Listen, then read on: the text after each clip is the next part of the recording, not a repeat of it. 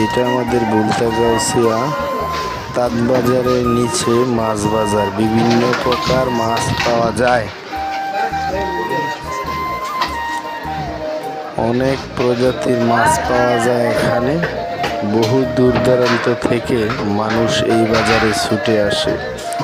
আজকে আমি গিয়েছিলাম মাছ কেনার জন্য, গিয়ে দেখি মাছের দাম মোটামুটি কম। অনেক রকম মাছ আছে এই বাজারে,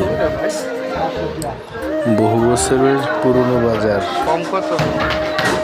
অনেক রকম মাছ পাওয়া যাচ্ছে।